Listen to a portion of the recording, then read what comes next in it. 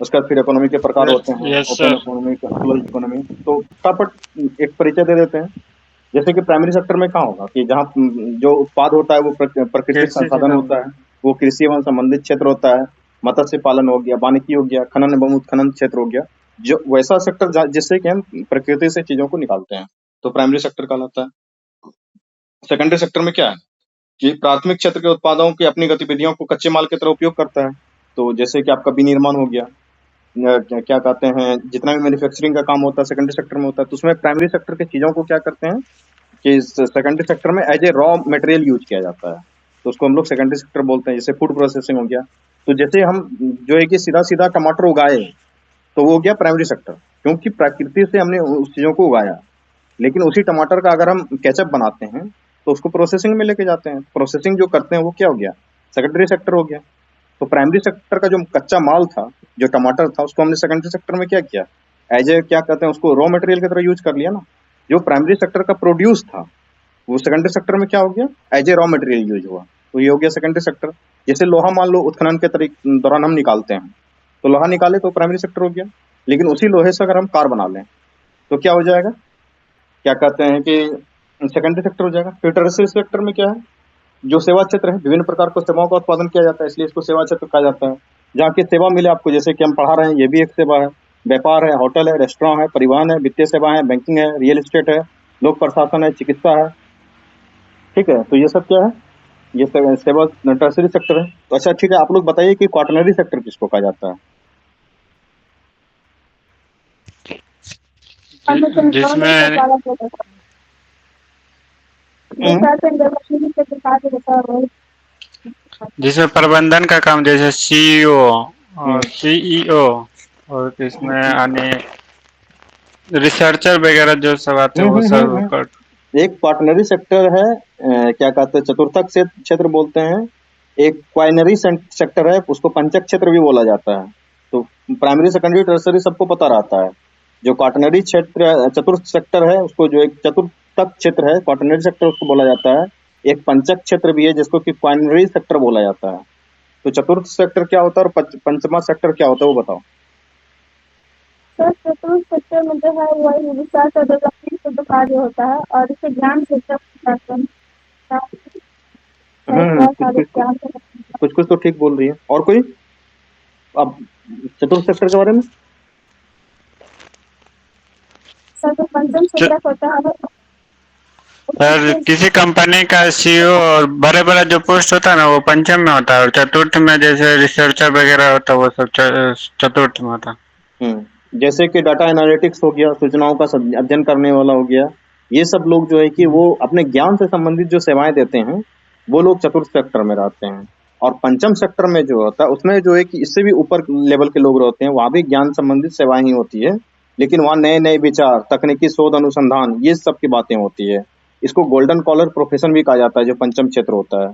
ठीक है, ये क्वार्टनरी जो क्वाइनरी सेक्टर है, पंचम क्षेत्र है, इसमें उच्च किस्म की सेवाएं होती है, जैसे कि पॉलिसी मेकिंग।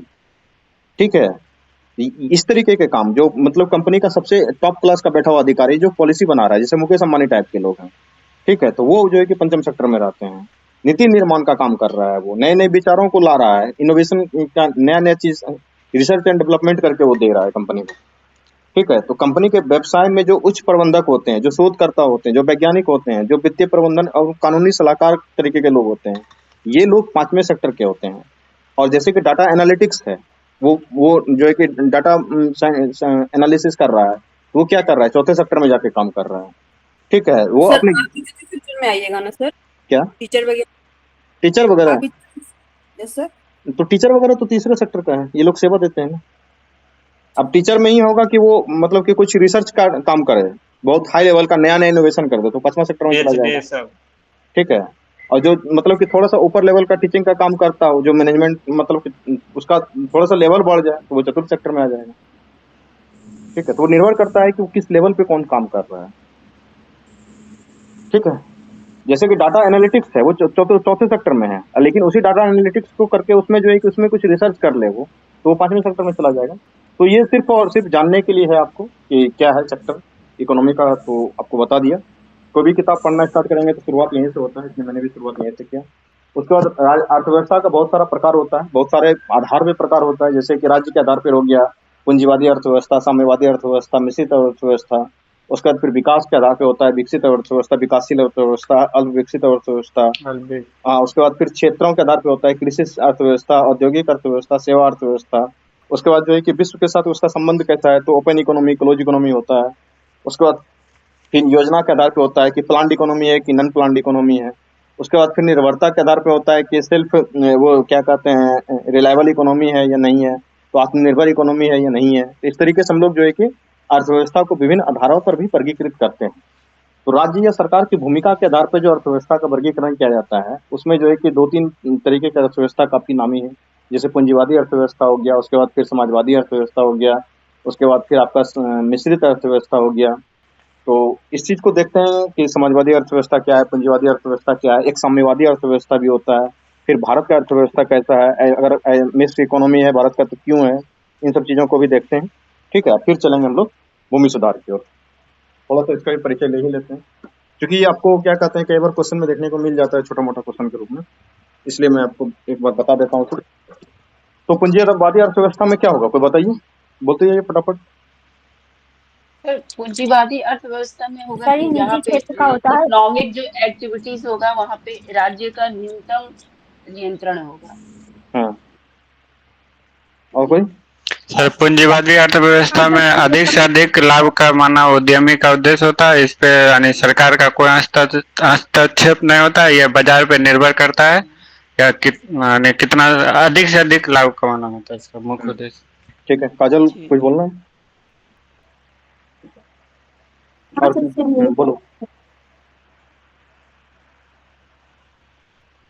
बोलो कुछ बोलना है तो। सरकार का वो हाँ, वही चीजें साफ है कि पूंजीवादी अर्थव्यवस्था में क्या होगा कि इसमें उस उत्पादन के साधनों पर निजी स्वामित्व पाया जाता है, मतलब कि प्राइवेट प्रॉपर्टी का बोलबाला होता है इस टाइप का अर्थव्यवस्था में। ठीक है, और वस्तु और सेवाओं का जो उत्पादन होता है वो निजी लाभ के लिए किया जाता है इस तरीके की अर्थव्यवस्था में। तो निजी लाभ के लिए ही किया जाएगा इसमें, तो इस तरीके की अर्थव्यवस्था को पूंजीवादी अर्थव्यवस्था कहते हैं, जहाँ की मार्केट को पूरा ओपन हैंड मिला हुआ है। मार्केट डिमांड और सप्लाई के रूप में ही अपना काम करेगा, कितना किस वस्तु का डिमांड है और कितना उसका सप्लाई है, उसके रूप में उसका प्राइस डिसाइड करेगा। तो ये जो है कि आपका कैपिटलिस्ट इकोनॉमी है, जैसे कि इसका बेस्ट एग्जांपल जो है अमेरिका है, वो पूरा तरीके से कैपिटलिस्ट इकोनॉमी है। ठीक है, इसमें होगा क्या कि निजी संपत्ति का पूरा अधिकार है इसमें से। उसका अधिकतम लाभ का उद्देश्य है इसको। आर्थिक स्वतंत्रता है, इकोनॉमिक प्लानिंग करने की कंपनी को अपने आप में स्वतंत्रता रहती है। उसके बाद प्रतियोगिता की स्थिति रहती है, एकदम जितोड़ कंपटीशन मिलेगा कि हमने ऐसा प्रोडक्ट बनाया, आपने वैसा प्रोडक्ट बनाया, जिसका प्रोडक्ट मार्केट में चलेगा वो बेचेगा, नहीं चलेगा नहीं बेचेगा। ठीक है, उसमें फायदा क्या होता है कि डाइवर्सिटी दिखेगा प्रोडक्ट्स के बीच में, उसमें गुणवत्ता भी अच्छा रहेगा। तो आपको अमेरिका का प्रोडक्ट ऐसे भी जो है कि बहुत बेहतरीन दिखेगा। क्योंकि अगर रिसर्च एंड डेवलपमेंट करना बंद कर देगा तो उसकी कंपनी बैठ जाएगी। उसका राज्य का हस्तक्षेप बहुत कम होता है, बहुत अभाव रहता है उसमें, मतलब कि ना के बराबर राज्य हस्तक्षेप करते हैं इस तरीके की कैपिटलिस्ट इकोनॉमी में। ये सबसे बड़ा पॉइंट है इसका। ठीक है, उसके बाद आते हैं कि राज्य आधारित अर्थव्यवस्था, जो समाजवादी अर्थव्यवस्था होता है। समाजवाद का किसने दिया था विचार, कौन थे समाजवाद का विचार देने वाले? कौन? Karl Marx. कहाँ के थे ये? कहाँ के थे?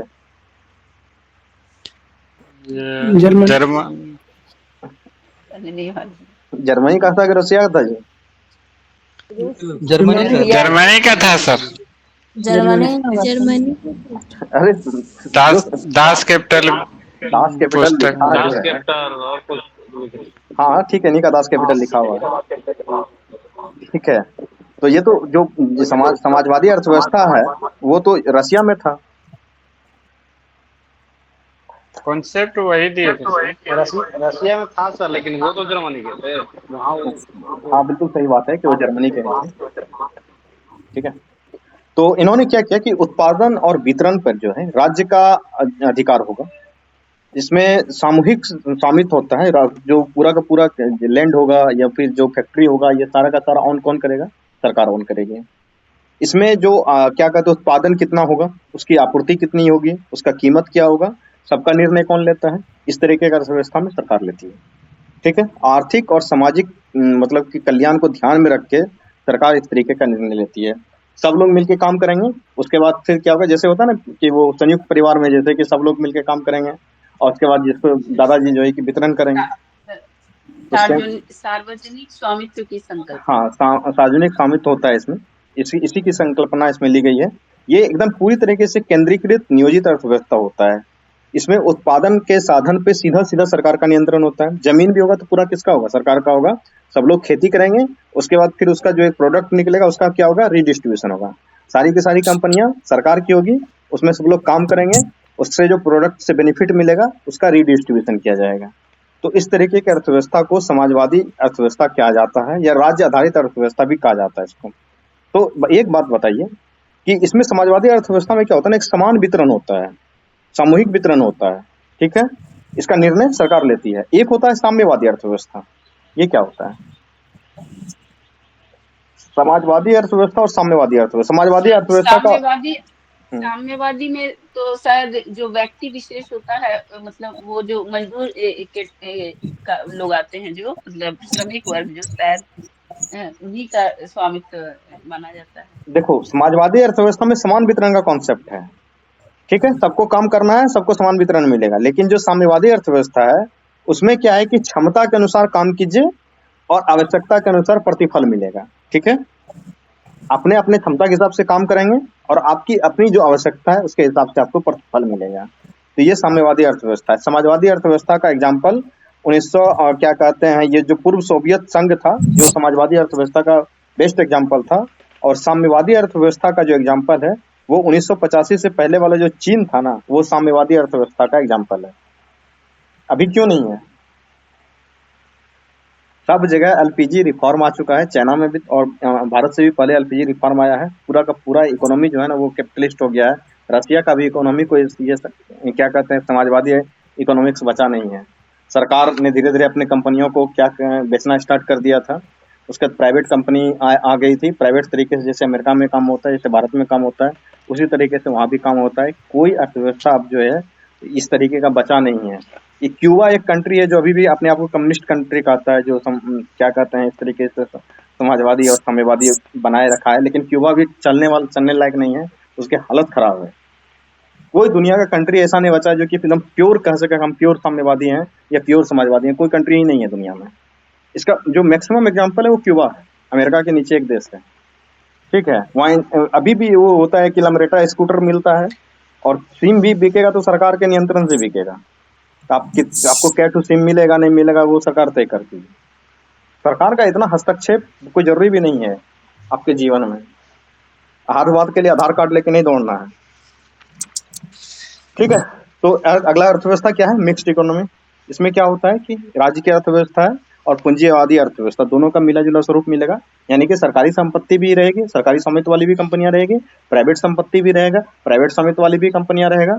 कुछ क्षेत्र जो अच्छे क्या कहते हैं, जो क्या सरकार के जो महत्वपूर्ण क्षेत्र होते हैं, जैसे कि आपका स्पेस सेक्टर हो गया, उसके बाद एक डिफेंस सेक्टर हो गया, ये जो सरकार के कुछ ऐसे टेक्टिकल क्षेत्र होते हैं उस पर सरकार का हस्तक्षेप रहता है, सरकार का नियंत्रण रहता है।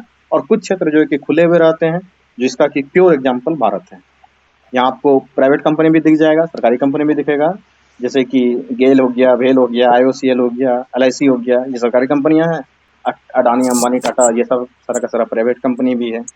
सरकार कई बार हस्तक्षेप भी करती है इकोनॉमिक पॉलिसी में, कई बार नहीं भी करती है। जियो का सिम खरीदना है कि एयरटेल का सिम खरीदना है, ये आप तय करते हैं। डिफेंस में क्या काम होगा वो सरकार तय करती है। जरूरत पड़ता है तो सरकार हस्तक्षेप करती है, नहीं जरूरत पड़ता है तो नहीं करती है। ये ना समझ में आया मिश्रित अर्थव्यवस्था? जी सर। ठीक है। तो मिश्रित एक इसका फायदा क्या है थोड़ा बहुत बता देते हैं कि जो पूंजी, और इसमें क्या होता है कि भारत सरकार ने मिश्रित अर्थव्यवस्था इसलिए अपनाया कि सारी पूंजी सरकार के पास नहीं है। तो सरकार जो है कि कुछ पूंजी साधनों का अभाव भी है, और निजी क्षेत्र आने से क्या होगा कि पूंजी उपलब्ध होगा, तकनीकी उपलब्ध होगा, प्रबंधन का क्षमता बेहतर रहेगा। तो इसलिए जो है कि इसने सरकार ने अपनाया। ये पूछ लेता है इसलिए मैं आपको बता दे रहा हूँ। उसका राज्य के सार्वजनिक क्षेत्र का भार कम करने के लिए, ताकि राज्य अपना आवश्यकता के अनुसार क्या करे, राज्य जो है कि जो इंफ्रास्ट्रक्चर डेवलपमेंट है उसका काम करे, जो सोशल वेलफेयर का काम है वो करे, पॉलिसी मेकिंग का काम करे। राज्य का ये काम है, ना कि राज्य का काम है कंपनी चलाना, ठीक है। तो और जहां जरूरत पड़े वहां राज्य कंपनी भी चलाए। और इससे क्या होगा कि नागरिकों को गुणवत्तापूर्ण और आवश्यकता के अनुसार वस्तु मिलेगा। मान लीजिए कि अगर प्राइवेट कंपनियां नहीं आई रहती तो आज भी लमरेटा स्कूटर खरीदने के लिए क्या करना पड़ता? पहले लाइसेंस लेना पड़ता। आपको पता है ट्रैक्टर खरीदने के लिए जो है कि लाइन लगाना पड़ता था, 2 महीना पहले नंबर लगता था। एचएमटी ट्रैक्टर होता था, हिंदुस्तान मशीन टूल्स का। ट्रैक्टर तो छोड़ दीजिए, घड़ी भी आता था, एचएमटी का ही आता था। चीनी भी मिलता था तो कंट्रोल में मिलता था, कपड़ा भी मिलता था कंट्रोल में मिलता था। आपको तय कर दिया गया है कि 2 किलो ही चीनी मिलेगा, और क्या कहते हैं वो 2 या 3 पीस कपड़ा रहता था, वही मिलता था, धोती और साड़ी। आपको पता होना चाहिए, जाके दादाजी से घर में पूछिएगा। ये 1991 से पहले का हालात था भारत का। और अभी अगर कंट्रोल करके आपको दे दिया जाए कि क्या टू सिम मिलेगा और मोबाइल मिलेगा 2 महीना के बाद, तो आप सोच के भी पागल हो जाएंगे। ठीक है, तो इसलिए अभी आप जश्न मनाइए कि मिश्रित इकोनॉमी में है, सरकार की भी कंपनियां हैं और प्राइवेट कंपनियां भी हैं। ठीक है, चलिए, तो एक और जो चीजें पढ़ना है हम लोगों को, जो सर्कुलर इकोनॉमी है, ये क्या है, थोड़ा सा इसको कॉन्सेप्ट जान लें, क्योंकि पूछा गया था। सर्कुलर इकोनॉमी क्या होता है बताइए? ये सब तो आप जानते थे पहले से, मैंने जितना बात बताया, इसके बारे में बताइए। चक्रीय अर्थव्यवस्था इसको बोलते हैं। है कि नहीं कोई आइडिया चक्रीय अर्थव्यवस्था का? जी नहीं सर। सर, बता यस देते। सर, चक्रीय अर्थव्यवस्था में उत्पादन, निवेश, बचत सब सर्कुलेट होते रहता है। जैसे एग्जांपल दो। जैसे में एक फार्मर है, वो कुछ मतलब प्रोड्यूस किया, कुछ भी उत्पादन किया, फिर वो मंडी में गया, मतलब एक साहूकार खरीदा उससे या जो भी हो, और इसके बाद वो ले जाके मार्केट में दिया। मार्केट से फिर वो मार्केट से हो गया फार्म के पास, जो फार्म एग्रीकल्चर फार्म जो उसको मतलब एग्रीकल्चर प्रोडक्ट बनाएगा, जैसे में चिप्स बनाया, बिस्किट बनाया, जो भी फार्म हुआ, उस चिप्स को फिर खरीदेगा वो फिर थोक विक्रेता खरीदेगा, फिर वहां से खुदरा विक्रेता एक खरीदेगा। बात बताओ कि तुम जानती है ये सर्कुलर इकोनॉमी का कॉन्सेप्ट, या कॉमन सेंस से बता रही है? चक्रीय अर्थव्यवस्था, आई थिंक देखो, मतलब कि वो नहीं है। एक बार इस्तेमाल करो और फेंको का जो विचारधारा है ना, इसमें बदलाव की बात करता है चक्रीय अर्थव्यवस्था।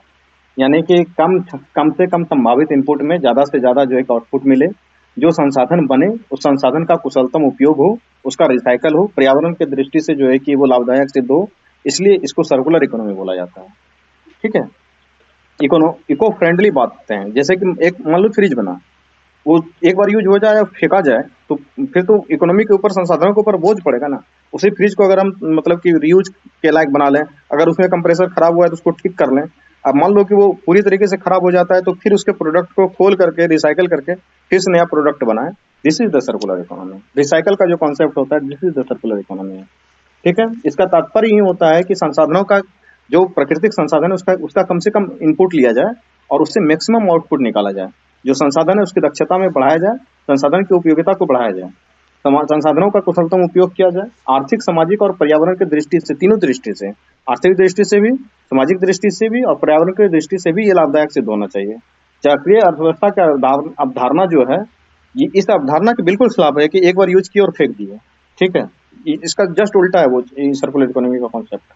वैकल्पिक मतलब कि ऐसी व्यवस्था बनाई जाए जिसमें कि न्याय, कोई भी चीज का, मोबाइल हो या फ्रिज हो, एसी हो, कंप्यूटर हो, टीवी हो, कुछ भी हो, उसका जो है कि दक्षतम उपयोग होना चाहिए, उसका टिकाऊ रूप से उपयोग होना चाहिए, न्यायोचित उपयोग होना चाहिए। संसाधन मतलब कम से कम संसाधन पे ज्यादा से ज्यादा उसका आउटपुट निकाला जाना चाहिए, उसका पुनः उपयोग हो जाए, पुनर्चक्रण हो जाए, पुनर्निर्माण हो जाए, नवीनीकरण हो जाए। इन सब व्यवस्था पे जो है कि बल देना चाहिए। This is the circular economy. और सर्कुलर इकोनॉमी में क्या होता है कि वर्तमान समय में दो कॉन्सेप्ट बहुत इंपॉर्टेंट है। एक तो तुम्हारा जो है कि बढ़ती हुई जनसंख्या है, और दूसरा शहरीकरण बढ़ता हुआ। ये दोनों जो है परेशान कर रहा है चीजों को। क्यों कर रहा है इसको समझो। जो बढ़ती हुई जनसंख्या है वो दबाव डालता है इकोनॉमी के ऊपर, और जो शहरीकरण है वहां पे उपभोक्ता बेस्ड, कंज्यूमर बेस्ड इकोनॉमी है। हर बात के लिए एक प्रोडक्ट। अब देखो, बर्तन धोने के लिए 73 तरीके का प्रोडक्ट निकाले हुए है कंपनी को भी यही सोच रहा है कि वो फेस वॉश है तो 5 तरीके का फेस वॉश है, ये वाला लाइनर है, ये वाला स्ट्रेटनर है, पता नहीं क्या क्या है। भाई क्या जरूरत है इनकी? तो वो उपभोक्तावाद को बढ़ावा जो दे रहा है, इससे प्राकृतिक संसाधन के ऊपर जो है कि बहुत प्रेशर पड़ता है। इसलिए हम लोग कह रहे हैं बार बार कि सर्कुलर इकोनॉमी लाइए, प्रकृति से जुड़िए, और जो संसाधन निकालते हैं आप उसका मैक्सिमम उपयोग कीजिए। ठीक है, इसके ऊपर जो है कि अमिताभ कांत का, जो नीति आयोग के सीईओ थे एक टाइम पे, उनका एक पूरा का पूरा डिटेल में उन्होंने लिख के दिया हुआ सर्कुलर इकोनॉमी के ऊपर क्या है, और उन्होंने बताया था कि अगले 5-7 वर्षों में लगभग 1.4 करोड़ नौकरियां जो है वो सर्कुलर इकोनॉमी से आएगा। जैसे कि आपका सोलर सेक्टर हो गया, एनर्जी सेक्टर में बहुत सारा जो है कि सर्कुलर इकोनॉमी का कॉन्सेप्ट आपको पता है, जितना भी रिन्यूएबल एनर्जी का कॉन्सेप्ट है, तो इसको बोला जाता है सर्कुलर इकोनॉमी। ठीक है, और इकोनॉमी काम इसी तरीके से करता है। चलिए